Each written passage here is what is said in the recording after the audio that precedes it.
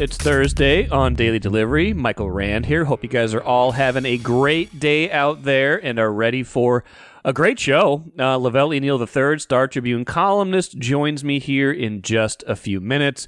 We have got a lot to get to in our Daily Delivery debate segment today. Twins in focus this week. Did they do enough? Is Joe Pohlad's message enough to fans? Are they doing enough to make you think things will be different next season? The Lynx, are they going to do it? Are they going to make it past Connecticut? Does that mean that they are on a legitimate path to win another WNBA title? Their fifth and their first since 2017. We'll get into that. And we'll break down the Karl-Anthony Towns trade. What do we like about it? What are we concerned about? How do we grade that out? So Lavelle and I will get into that, like I said, in the Daily Delivery debate segment in just a little bit. Baseball playoffs, some interesting stuff happening there. I'll get to that. Minnesota United, towards the end of the show, they clinched a playoff spot last night, so we got to talk about that for a little bit. First, though, what did I miss? I'm going to start with the Vikings today and just kind of a bigger picture overview now of a team that is 4-0, a team that I thought would be much worse than 4-0. Let's just put it that way at this point. I thought that if they could get through these first four games with a 2-2 record, that would be a pretty good sign for them being a decent team. I thought it was entirely possible they would be 0-4 at this point, especially if they couldn't beat the Giants in week one. Instead, here they are, 4-0, wins over the Giants, the 49ers, the Texans, and the Packers. Those last three teams, all playoff teams last year. Their point differential is great. It's the same through four games as it was in 1998. Andrew Kramer pointed that out to me on the Access Vikings podcast yesterday. If you want to have some sort of either belief or fear based on that, that's a number to watch. 4-0, same point differential that they had through four games in 1998. That 15-1 season where they were kind of surprising, right? They were 9-7 the year before that. Nobody necessarily saw 15-1 coming, but there they went. Randy Moss and company off to the races. Should have gone to the Super Bowl. We know the story. That's where the trepidation comes in, right? For the modern generation of Vikings fans, it started in 1998 because you had a year where it looked like it was a team of destiny. It looked like they were going to go to the Super Bowl, maybe win their first Super Bowl, instead losing in the NFC title game in heartbreaking fashion. So you had that game, you had 41 Donut, you had the Favre year, you had the Minneapolis Miracle turning into mush the next week. You've had a lot of heartbreaks since the Super Bowl heartbreaks of the 70s. So this is the modern generation of Vikings fans, and that's what I want to get into today.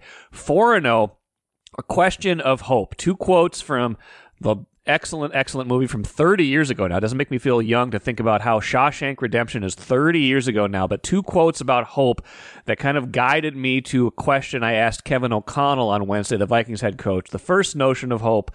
Hope is a dangerous thing. Hope can drive a man insane. Of course, that was the character of Red, Morgan Freeman. In that movie, they're stuck in prison for a very long time. Again, not a parallel to the Vikings and Vikings fans. That's a much different situation. But hope being a dangerous thing, belief being a dangerous thing because you're just setting yourself up for heartbreak if it doesn't pull through. But in the end of the movie, Tim Robbins' character, Andy Dufresne, saying, remember, Red, hope is a good thing, maybe the best of things, and no good thing ever dies. Hope, I think, was kind of the central crux of why the Vikings are better right now than we could have imagined. And that was the question I asked Kevin O'Connell during his news conference on Wednesday. Basically, I wanted to ask him, the predictions, whether it was just an individual making a prediction, like looking at this team, whether it was predictive models like ESPN's Football Power Index or other, Vegas models, stuff like that. Looking at this team, they all were looking at a team that was going to win maybe 7 games. That was kind of like the baseline prediction for a lot of how the Vikings were supposed to do this year. For the Football Power Index from ESPN, 6.8 wins, a little less than 15% chance to make the playoffs at the start of the season. That's what their models were saying about this team. A lot of us predicted about the same. I predicted 7-10 in the Star Tribune to start the year. A lot of my colleagues were of a similar mind. So I asked Kevin O'Connell, you guys have exceeded, it's a long season, but you guys have exceeded national expectations by a pretty long margin right now. What did we all miss? What did you like about this team that we weren't seeing at the start of the year? And I liked his answer. I'm going to play it in full right now. I didn't pay a ton of attention to it, so I don't know what necessarily were the opinions. Everybody's entitled to them. But I do think the greatest thing about this league is we get to roll a ball out for 4 quarters and figure it out together. And sometimes we figure those things out on a little bit different timetable than maybe you guys do. I luckily get the opportunity to have a lot of moments where I get to talk to the team long before the first result, second, third, or fourth, whatever it is. And I tried to get out in front of this with my confidence with the team, feeling their confidence, and then see if we could trigger that as far as preparation, being totally focused on every day we get to work together, and be prepared for when the first time we get to compete. Guys can have take that confidence in what we could be and start turning it into a reality. And I've liked the fact that we've done some great things from a defensive standpoint, forcing turnovers. We've done some good things offensively, playing the way we want to play, running the football, being explosive and generating some marriage of the run and the pass, and then being a little bit better situationally on the weighty downs as well. And then the kicking game, I think Will and Ryan, so all of which, when I think about it, it's not necessarily a surprise to me. It's just guys taking the confidence of what might be out in front of us and turning it into action, and our players deserve 100% of the credit for that, while also trying to ignore some of maybe those not so rosy projections or expectations. It's not some kind of magic formula, right? Yeah, they added some better players. I think they've hit on a lot of their free agents, and that's been a big deal, right? The influx of talent. Some of it, though, is identifying how good you think a team can be early on and then guiding them to that point without having the bumps along the way, like getting out in front of it, like Kevin O'Connell's saying, like, hey, he believed in this team pretty early. He thought they could be good early. Then it was a matter of going and doing it. And so they were ready to go do it week 1, week 2, week 3, week 4. And now here they are at 4-0. Yeah, of course, Sam Darnold has exceeded expectations. Like we said, the defense has been excellent, a lot of key free agent additions, things like that. But it's not magic. It's belief, and it's a system coming into place, and it's players buying into it. It's the whole being greater than the sum of the parts, things like that. Kind of a belief in a coalescence that seems to be happening right now. That does not guarantee that will continue for 13 more games, but that is what I am seeing from this team right now. I can't think of any other reason why so many of us were so wrong about this team other than that they are collectively so much better than we could have imagined, at least up to this point. A little baseball talk as a warm-up for the segment with Velle E, because we get into the Twins right away off the jump, talking about Joe Pohlad. Twins fired or non-renewed 4 coaches on Wednesday, officially. 3 hitting coaches, David Popkins, Rudy Hernandez, and Derek Schoman, as well as infield coach Tony Diaz. Now, if you think those guys were the primary problem for the Twins' 12-27 finish, you are kidding yourselves. It was not those guys, but somebody was going to take the fall. They found their fall guys, and now here they are, all of these guys in the fall not playing baseball. Now, the teams that caught them and passed them in the wild card race, the Royals and the Tigers, both teams from the AL Central, hey, both of them have already advanced. They swept their series, their road series, both of them, 2-0. The Royals getting great pitching, enough timely hitting. Bobby Witt with the big one on Wednesday. Detroit sweeping Houston, 5-2 was the final on Wednesday. So it was a tough division, but it just underscores the opportunity that was there. Houston and Baltimore were not great teams this year. If the Twins could have gotten in, they perhaps could have done the same exact thing that Kansas City and Detroit just did. Instead, those 2 teams are through. 3 AL Central teams now remaining in the postseason out of the rest of them. That is pretty impressive, and the Twins were not one of them. It's daily delivery debate time. Michael Rand here, Velle E. Neal III, Star Tribune columnist. Velle, it couldn't have been a much newsier week. So much so that I don't even have Vikings dialed up. We usually obviously have a Vikings topic. I don't even have a Vikings topic in our 3 debate subjects today. That's amazing. Yeah, so much going on right now. You got basketball playoffs. You got postmortem Twins. You've got Gopher football not sucking as much as we thought they were going to suck against Michigan. You got wild preseason chugging along. Your NBA preseason getting started. It's one of my favorite times of the year. Me too. People say March Madness. October is the real month of madness. It would be even more wild right now, I suppose, if the Twins hadn't gone 12-27. If they were in the playoffs right now, adding to Lynx, 4-0 Vikings, Towns trade, we would be in full mayhem. But it's been busy enough as it is, and Twins are on my list today. But we're going to start. We are going to start with the Twins. We're going to start with the Twins today. Subject number one: we heard from owner Joe Pohlad a few days ago. Right, I think it was Sunday, right as the season was ending, right as they were finishing this epic collapse, 12-27, basically saying, Falvey's going to be back. Rocco's going to be back. I don't think it was a payroll thing necessarily. It wasn't just an amount of money you can spend thing. It was a lot of different things, but he was kind of deflecting blame from himself. What do we think of the message from Joe Pohlad, and are they going far enough in searching for the blame here? Not a good message. And as I pointed out on Twitter which infuriated a couple people over once Twin Way, was that I was wondering if this was a trait among the Pohlad family for sending out the wrong message at the wrong time.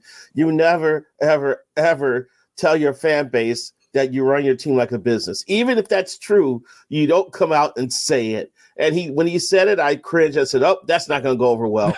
and it has not, because fans want to see their owners run their team like it's a public asset, like it's a more of a community collaborative effort between fans and ownership, and then follow that up by making some moves and make the team better. But this all started a year ago at this time when they were eliminated by Houston in the postseason, and they came out within 2 weeks and said, "It looks like we're not going to be able to add much to the payroll. Or payroll is going to be flat going into next year." Next year, the Valley Sports thing reared its ugly head, and the Twins ended up cutting payroll $35 million.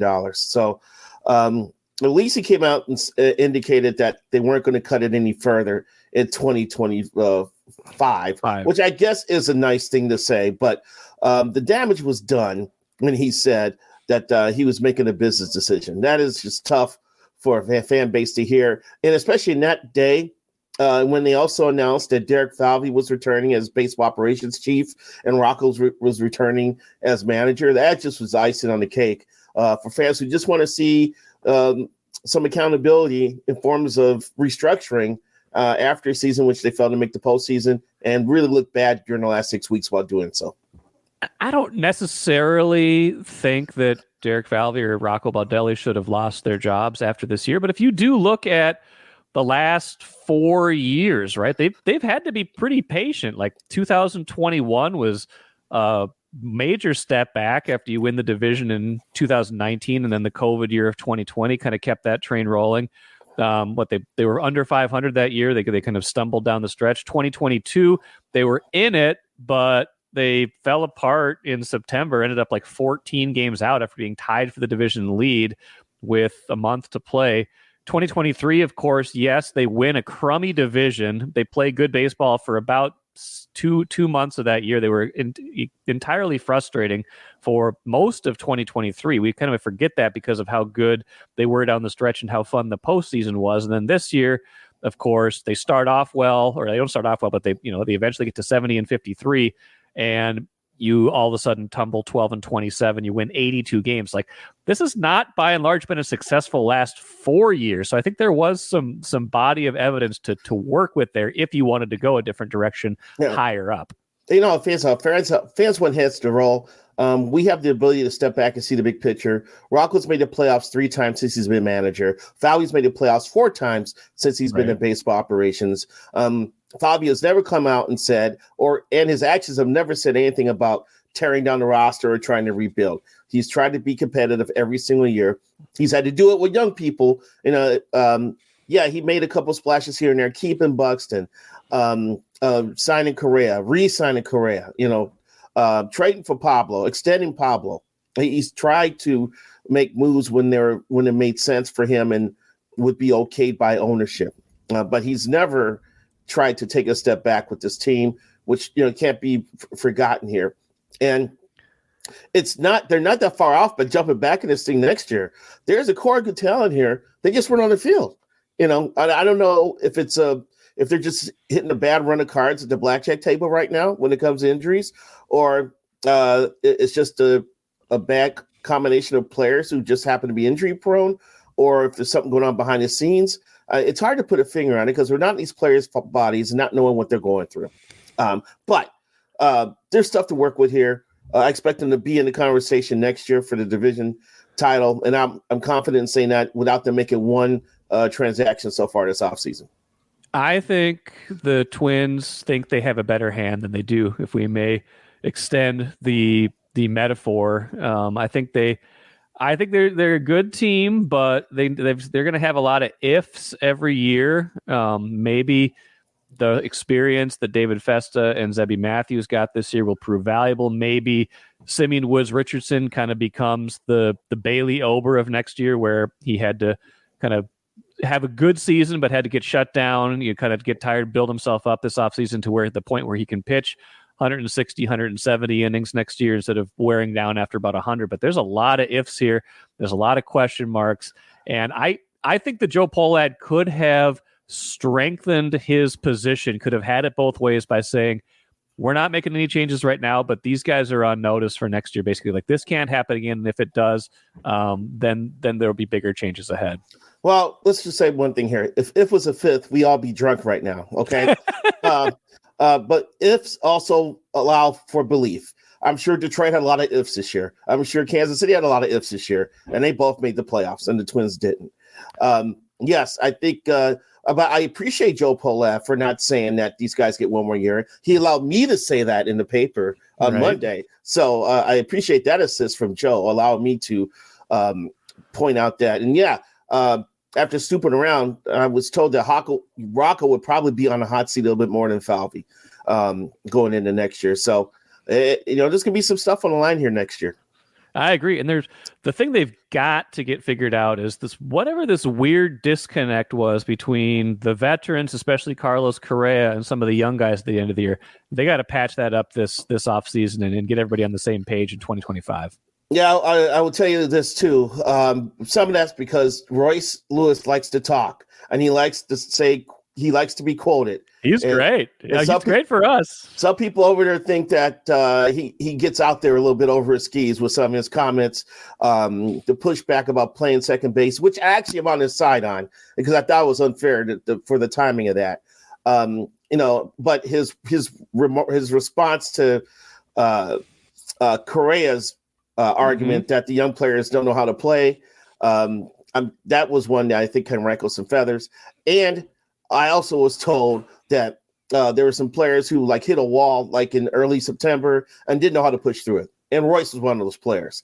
So that's part of development as well. When you hit that late season wall physically and mentally, and how do you finish the season strong? So I think they would like Royce to be a little more calculated in some of his comments, but Royce is real, and we like real Royce. So it's good copy. So it kind of goes both ways. Well, if Pohlad hasn't put them on notice, I certainly have. We'll see where we get in 2025. Next topic, Lavelle, the Lynx. You were there Tuesday night. Lynx even the series against Connecticut 1-1, going back to Connecticut now for game 3 of that best of 5 on Friday. Lynx are 3-1 in the playoffs, swept Phoenix. Much different series against Connecticut.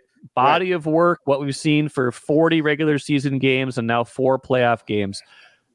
Does this team have enough, A, to get past Connecticut, and B, to win their 5th WNBA championship against what looks to be an unstoppable New York team right now that's on the verge of knocking out Las Vegas, the 2-time defending champs?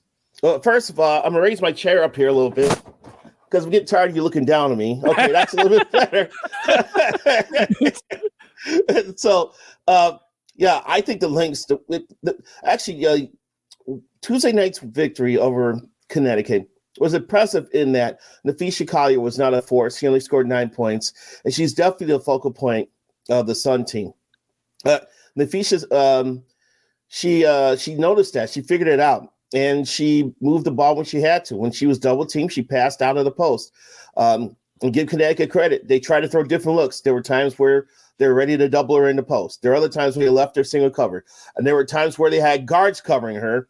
And the Lynx were like, okay, that's to our advantage because her fadeaway jumper is beautiful. And that just was like a layup for her.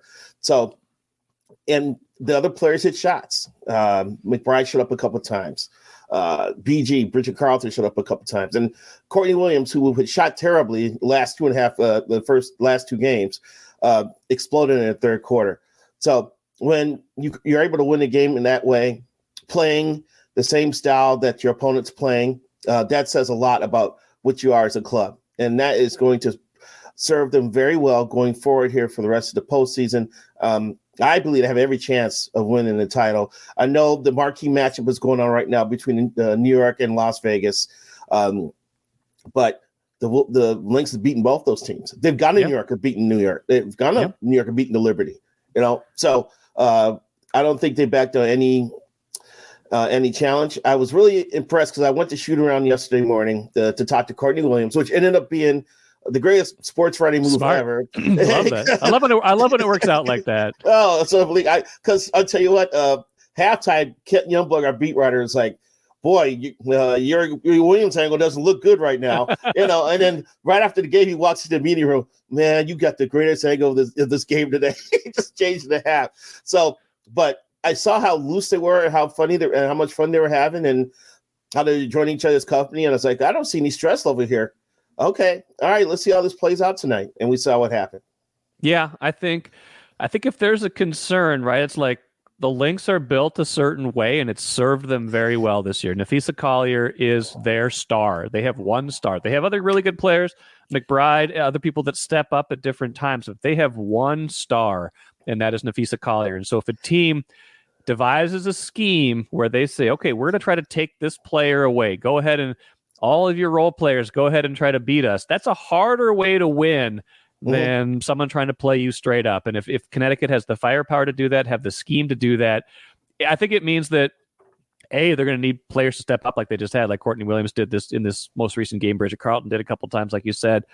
Or the Lynx have to figure out a way to get Napheesa Collier going, to get away from whatever Connecticut's trying to do to them, because I don't know if they can win 2 out of the next 3 with Collier being so muted in what she's able to do, like, 3 of 14. Some of that's just she's missed a few shots she probably makes, but you can't have her scoring 9 points in these next 3 games and expect to win the series. The thing, pregame, Cheryl Reeve was saying expect to see a more assertive Fee, but I think once the game started, she realized it was hard to do just because of how she was being played, and to her credit, she didn't try to force things, and it worked out. To me, Connecticut is a solid team. They got 2 dangerous players, Alyssa Thomas and Marina Mabry. Those are the inside-outside threat from those 2 are lethal. I really think Maisha Hines-Allen, her acquisition has been huge for the Lynx. She gives them a physical presence down low. She can give them some post scoring. And when they get into games that are bumping and grinding like this, it's right up her alley. And so I think they got the pieces to do this. And I agree with you. You can't have Fee scoring 9 points every postseason game.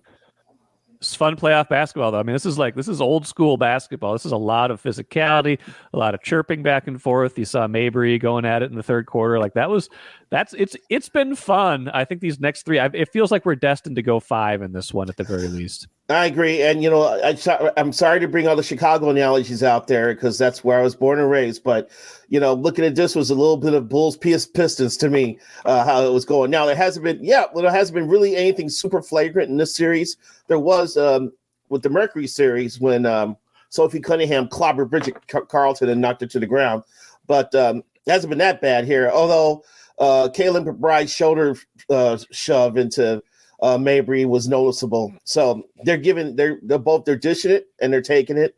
And as long as they don't mind playing that way, it's going to be entertaining for us. And I will say this overall, I'm not surprised because the WNBA is a very physical league. It's more physical than you think it is. And so when you get into the postseason, the referees do not want to be the show. So except for one weird stretch in the third quarter, they kept the whistles in their pockets or out of their mouths. And so we're going to see more of this. Strap it on. It's going to be fun. To debate topic number 3, Lavelle. This is the point that the Timberwolves couldn't get past last year. Basically, the round of there's 4 left. They couldn't get past Dallas. Go into this offseason, you're like, they're going to run it back. They add some people in free agency. They get creative in the draft to get Rob Dillingham. And then, boom, just a few days before camp opens, Karl-Anthony Towns traded to the Knicks. They bring back Julius Randle, Dante DiVincenzo, Keita Bates-Diop, and a first-round pick from Detroit that may or may not convey because Detroit might be terrible for the rest of the time. But I love this trade. I might be in the minority on that. I want to know what you think about it. This is impressive. I have 2 two ideas on this one. Okay. First one is I like the trade a lot. Basically, they took Towns' salary, which is almost $50 million, and turned it into 2 people, Julius Randle and Dante DiVincenzo. They're much deeper. All right. They're already deeper, I think, going into this year without this trade because they signed Joe Ingles, who is a great chemistry glue guy who is going to be smart and heady, set screens, understand spacing, understand gravity, and take advantage of that. I thought their draft was great. Chris Finch was saying today on the radio that he wants his team to finish in transition better or just be a better transition team. Well, Terrence Shannon Jr. is a closer. Yes. I've watched him for 4 years at Illinois get to the rim and finish. He is going to be an asset in transition, and Rob Dillingham gets to develop behind Mike Conley and a little bit of Dante, because Dante can bring the ball up and initiate the offense. You know, it's kind of like they lost Kyle Anderson, but they kind of found a guy in Dante who could bring up the ball and initiate the offense when he needs to. So I like this trade. And when Finch said yesterday at Media Day, 2 days ago at Media Day, that they had guys who were 7 or 8 starters, I believed him. And not too many teams could say that, man. And in the rough for tumble West, that's important. 2, I just hope that Tim Connolly came here, he saw Cat, he saw a skill set. And I thought one of the reasons he brought Gobert, traded for Rudy Gobert, was to let Cat be Cat. Because I used to get mad at Cat because he likes playing on the perimeter a little bit more than I would like for a 6'11" guy or 7-foot guy who should be under the basket, using his height and his athleticism and his jumping ability to score down low. I just thought he could be a force down there.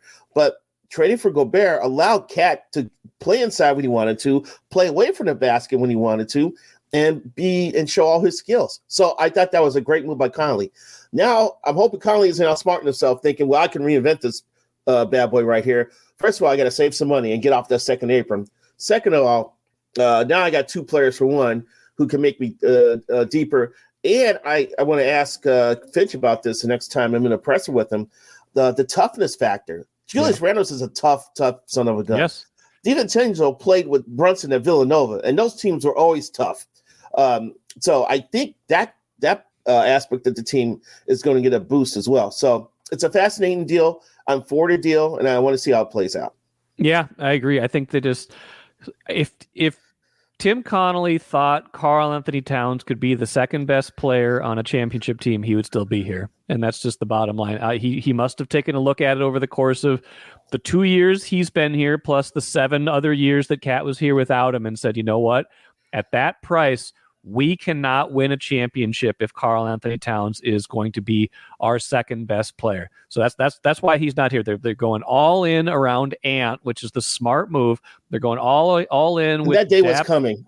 Yes, it was, and it was already kind of here without Karl, but they're going all in on that. They're extending their window. Now, what this does is it creates a fascinating offseason potentially next year, because you got Julius Randle, Naz Reid, and Rudy Gobert all with player options for 2025-26. And you bet Naz Reid's definitely opting out of that. He's going to be worth way more than that. Julius Randle is going to be an interesting test case, because does he fit here? Does he just want to take one more year? What does Gobert do? So I think they need to learn a lot about themselves. They're going to have some flexibility, but those players also have the option of opting in. So they could get stuck at a certain point if all those guys opt in, or if the ones that they want to opt in, or don't opt in, things like that. So it's going to be a fascinating offseason next year, but I do think they're set up this year to be very good, and I think they're set up for the future as long as they can navigate what's going to be a kind of a tricky offseason next year. Well, I think this move also sets up a Naz Reid extension. Yes.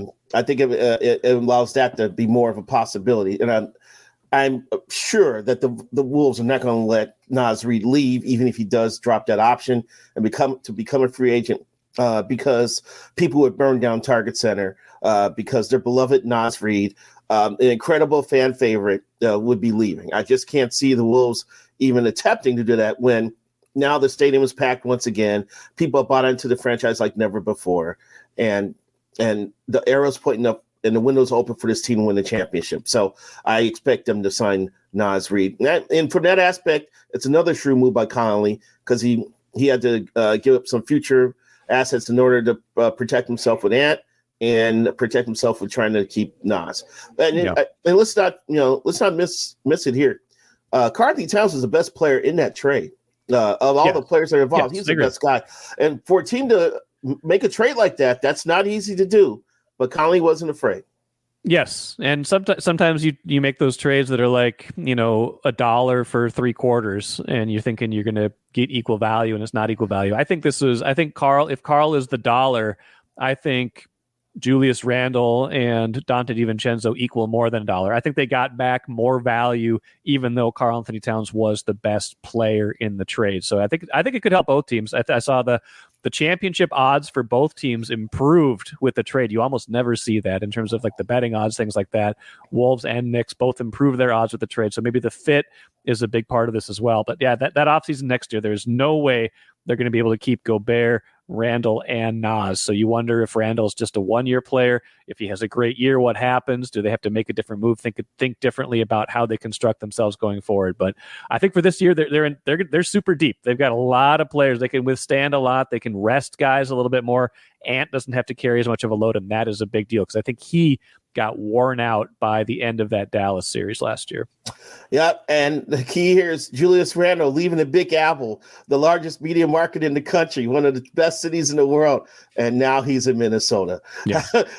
How's that adjustment going to go? As soon as he has to get in his Range Rover and drive from Wayzata, wherever he's going to live, into Target Center on a cold, snowy January evening.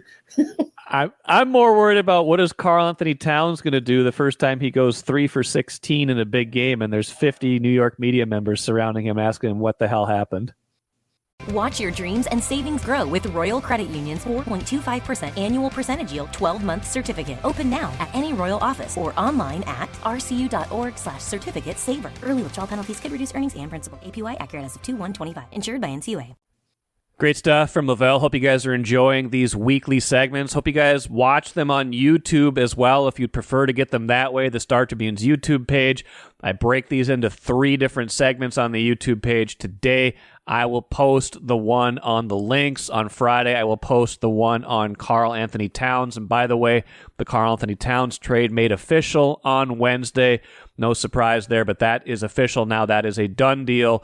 Wolves getting, of course, Julius Randle, Dante DiVincenzo, Keita Bates-Diop, and a first-round pick in the deal. Sounds like they're sending a second-round pick to Charlotte as part of kind of making the money work in that swap. That was announced as part of the finalization of the trade on Wednesday. But yeah, check out our YouTube page, subscribe to it, like those videos, give us a comment, let us know who won the debate, who you liked, whose answers you liked better.